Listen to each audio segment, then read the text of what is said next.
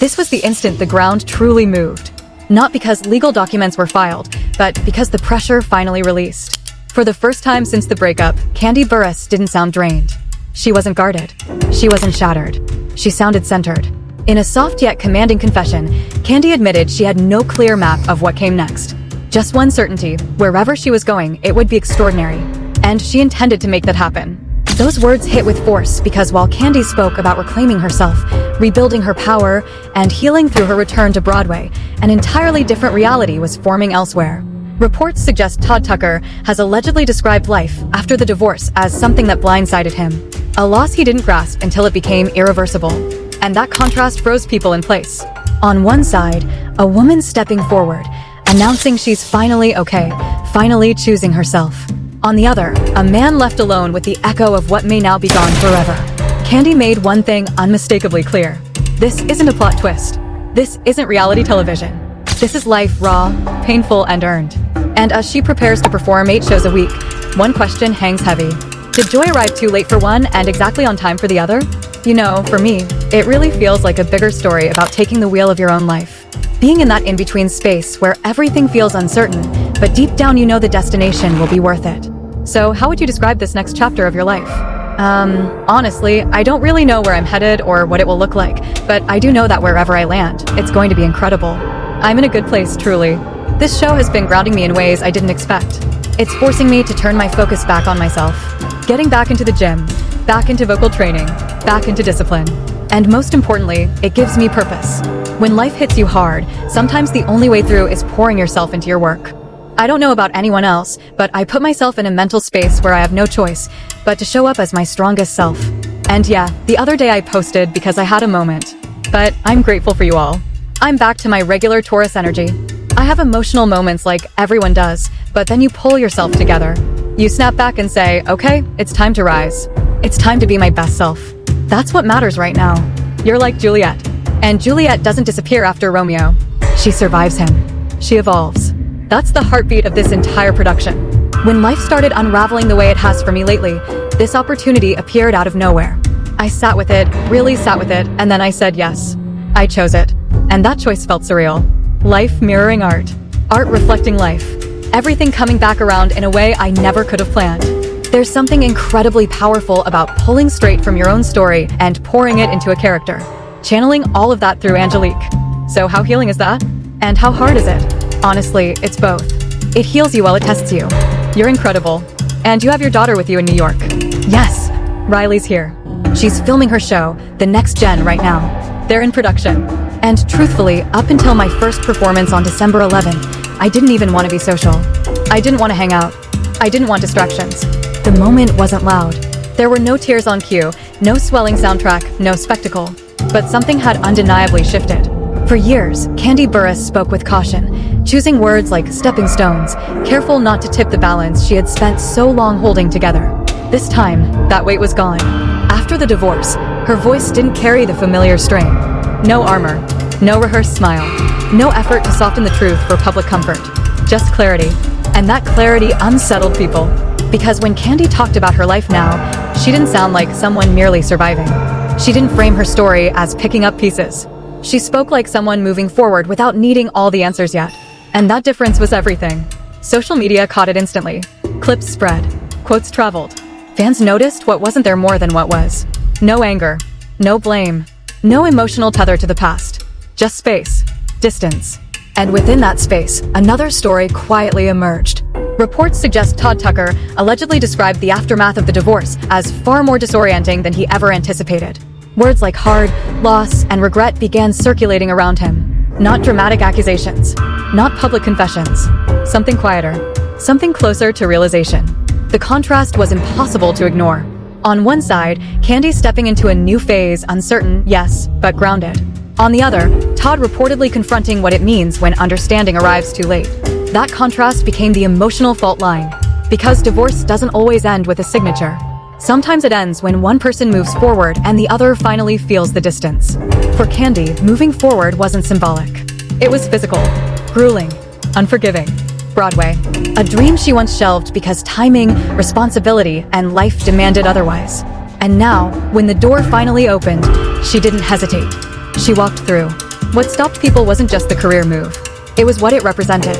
Leaving a long, complicated chapter behind and stepping onto a stage where nothing is edited. Nothing is scripted. Nothing is hidden. 8 shows a week. Live vocals. No retakes. No safety net. This wasn't comfort. This was exposure. Fans connected the dots immediately. The show, and Juliet, was impossible to overlook. A story about life after Romeo. About reclaiming agency, voice, and direction after a defining relationship ends. Coincidence? Or something far more intentional? As the conversation grew louder, Kandi addressed the parallels without theatrics, without defensiveness, just truth. And Juliet has life after Romeo. That's what this whole show is about. When I first started going through what I'm going through now, this opportunity came, and I thought about it, and I said, I'm doing it. It's wild, life imitating art, art imitating life, full circle. There's something beautiful about pulling from your real experiences and channeling it into Angelique. So how healing is it? And how challenging? It's everything at once. And right now, I'm truly in it. I'm in the thick of my reality, chasing a dream, pushing myself to the next level, standing on a Broadway stage, doing and Juliet. That's what I'm doing. That simple sentence hit harder than anyone expected because it erased every comfortable assumption. There was no storyline being protected, no camera-ready arc waiting to be stitched together in post-production. No safety net. This was real life. And real life comes with fear. Kandi admitted she was scared, not casually nervous, but genuinely shaken, especially when it came to live vocals. She talked about grinding through sessions with her vocal coach, stretching her range, retraining her body to hold steady under pressure. At one point, she revealed her hands had actually trembled before stepping on stage. That detail mattered. It wasn't fragility. It was vulnerability. Kind that doesn't fit neatly into motivational quotes or empowerment captions. And still, she showed up. Not because she felt fully prepared, but because she refused to let fear dictate her choices. She framed it as something bigger than herself. Her kids. Kandi said she wanted them to watch her choose discomfort over ease. To learn that fear isn't a stop sign, it's a challenge. Fear doesn't mean retreat. It means confrontation. You have to beat fear, she said. You can't let fear stop you. Those words traveled fast. Parents reshared them. Clips circulated. Comment sections lit up with interpretation. Some called it strength. Others called it survival. But nearly everyone agreed this wasn't acting. This was a woman rebuilding herself in full view, without asking for grace or pity. At the same time, the contrast with Todd's reported reflections grew sharper. While Kandi spoke about motion, discipline, and forward pull, Todd was allegedly sitting with something quieter, absence. Not anger, not blame, absence. And that's often where regret hides. Predictably, the internet split. Some wondered if Todd only understood the magnitude of what he'd lost once Kandi stepped fully into her independence. Others warned against turning private reckoning into public judgment. Even so, the symbolism was hard to miss. One person moved forward, visibly, decisively. The other seemed frozen in the moment after everything changed. Then came the line that silenced the noise. I just do it, Kandi said, referring to juggling 8 shows a week alongside her personal life. I just do it because I want to do it right. No build-up. No dramatic pause. Just resolve. It wasn't inspirational. It was definitive. Not ambition, acceptance. Not of the past, but of the present. And that's where this stops being a divorce story. It becomes a story about timing, about awareness, about what happens when one person outgrows the life they shared and the other realizes it too late. Kandi didn't claim victory. She didn't announce healing. She simply moved on. And sometimes that's the most unsettling ending of all. Because while one chapter closed quietly, the echo of what was lost only grew louder. The question still lingers unanswered. Do some realizations only arrive after the door is already shut? And that silence became louder than anything spoken before. When one person moves forward without looking back, the absence they leave doesn't vanish. It settles. It waits. It asks questions no one wants to voice. For Kandi, forward motion looked intentional, precise, almost clinical. No public unraveling. No spectacle of heartbreak. Just work, structure, direction. For Todd, according to those close to the situation, it looked very different. Not explosive, not dramatic, just heavy. The weight that comes from realizing the ending already happened and you weren't ready. What made this moment uncomfortable wasn't that Kandi looked happy. It was that she looked unbothered. Not cold, not dismissive, detached. And detachment doesn't come from anger. It comes from acceptance. And acceptance is usually the final stage. Reports suggest Todd has spoken privately about how fast everything shifted after the divorce was finalized. How routines vanished. How the constant presence, someone who had anchored years of his life, was suddenly gone. Not replaced. Not replicated. Gone. That's when language changes. People stop saying we. They start saying I. And I can be a lonely word. Meanwhile, Kandi's days were filling up. Rehearsals, vocal training, conditioning, mental focus. 8 shows a week leaves no room for nostalgia. There's no space for hesitation when the lights rise and the music begins. This wasn't escape. It was confrontation, just with a different opponent. Some fans mistook it for distraction. Others labeled it ambition. But those paying attention noticed something else: structure. When life feels unstable, structure becomes survival. And Broadway is nothing if not exacting. Every note counted, every step measured, every cue unforgiving. In that world, there's no room to carry someone else's emotional weight. And that's where the imbalance widened. Todd, according to sources, began speaking about regret not as a declaration, but as a realization, one that arrived late. Too late to undo choices. Too late to reframe the story. Regret rarely shouts. It whispers. It appears in phrases like, "I didn't see it then," or "I didn't know what it meant until it was gone." Those words surfaced quietly at first, then louder. And the internet did what it always does: connected dots, sharpened contrasts, and reduced complexity into sides. But beneath the commentary and speculation, something far more human was unfolding. 2 people absorbing the same ending from opposite sides. One expanding outward into what's next. The other folding inward, sitting with what's already gone. And the more Kandi committed to her future, the more irreversible the past began to feel. There was no public attempt to rewrite the story, no finger-pointing, no emotional postmortem played out for spectators. Just space. And that restraint unsettled people most of all. Anger invites debate. Silence doesn't. Silence suggests completion. And completion hints at closure. Fans started noticing how Kandi spoke about her life without anchoring it to what she had walked away from. Not because it was insignificant, but because it no longer defined her. She talked about fear as something to confront, not sidestep. About nerves as proof that the moment mattered, not a signal to retreat. These weren't catchy affirmations. They were survival tools. When asked how she balances it all, the work, the pressure, the family, her answer was blunt. "I just do it." That sentence lingered for a reason. It wasn't poetic. It wasn't motivational. It was practical. It implied that waiting to feel ready was no longer an option. Action had replaced rumination. And that's often when the truth sets in, because reflection is where reconciliation lives. Action is where endings solidify. Todd's reported remarks, by contrast, reflected contemplation without resolution.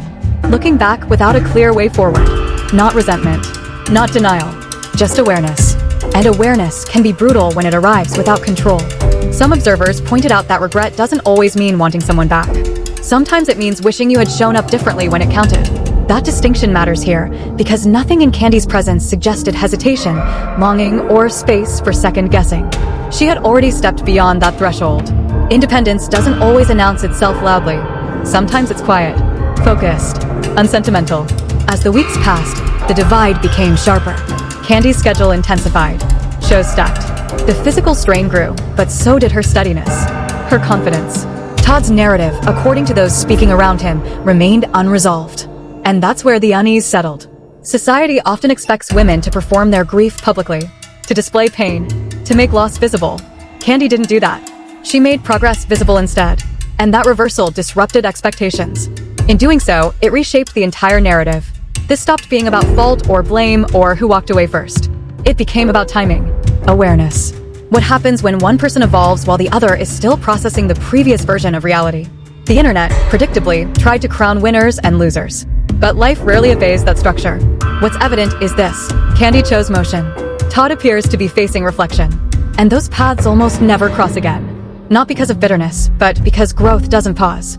As Kandi continues stepping onto the stage night after night, voice steady, presence grounded, the symbolism grows impossible to ignore. Life after Romeo, not reimagined, not rewritten, simply lived. And sometimes the most painful realization isn't that someone left.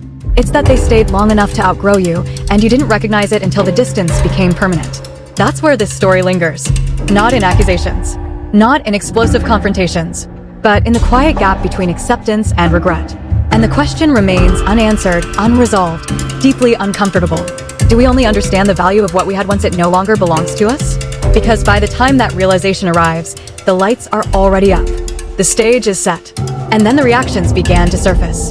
Not all at once, not dramatically, but in fragments, side remarks, subtle shifts in tone, carefully chosen words that revealed just enough while concealing the rest. Because when a private ending becomes public, the impact rarely stops with the signatures on paper. It spreads outward. Friends sense changes before statements are made. Families feel strain long before dates hit calendars. Business partners begin asking questions that were never necessary before. And that's when internal fractures start to show. Those close to Kandi describe a noticeable recalibration. Not retreat, but realignment. Boundaries. Firmer edges.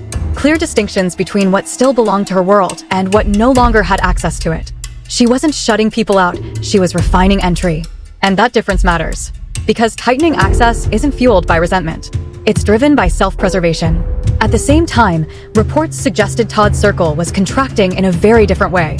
Not through choice, but through circumstance. When shared routines collapse, relationships built around them often do too. Support doesn't always vanish, sometimes it simply transforms.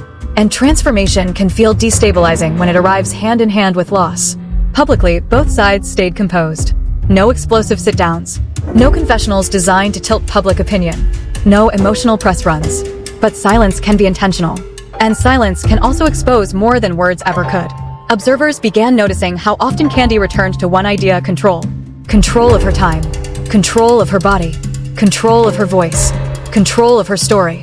The word kept surfacing. Control isn't about power over others. It's about restoring balance. And balance is often built in the aftermath of chaos. Meanwhile, attention around Todd intensified, not because of what he said, but because of what he didn't refute.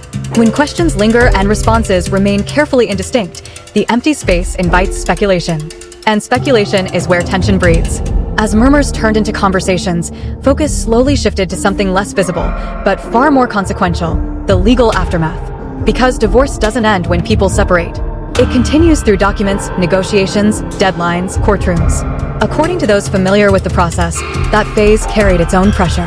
Not dramatic showdowns, not tabloid-ready moments, but procedural weight, timelines, filings, terms that translate emotional decisions into permanent obligation. That's where reality asserts itself. Courtrooms don't care about intention. They care about records. They don't measure effort. They enforce agreements. In that setting, every decision made during a marriage comes under examination. Finances, business ties, long-term commitments. Nothing remains untouched.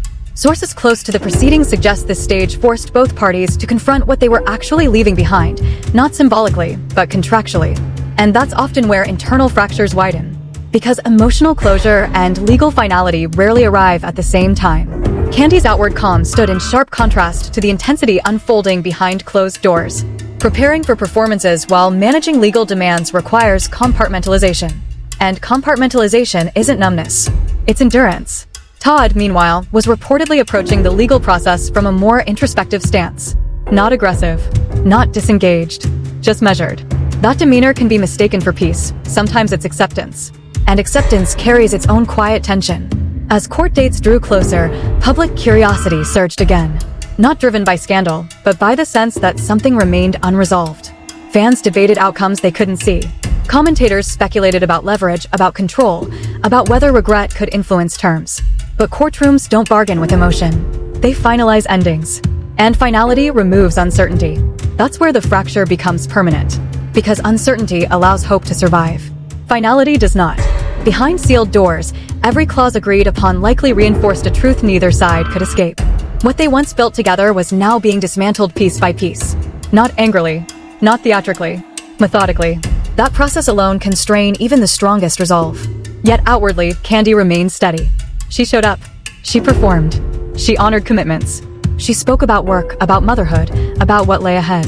Never once did she publicly cast herself as a casualty of the process. That choice shifted the narrative from conflict to transformation. Todd's position, according to those watching closely, remained harder to define. No public counterstory. No attempt to redirect focus. Just distance. Distance can be graceful. It can also be isolating. And isolation amplifies reflection. As reactions continued circulating, one theme rose above the rest: timing. Not blame. Not loyalty. Timing. Why clarity arrives when it does. Why recognition follows change. Why some people grow together while others grow past each other. The courtroom phase didn't resolve those questions. It cemented them.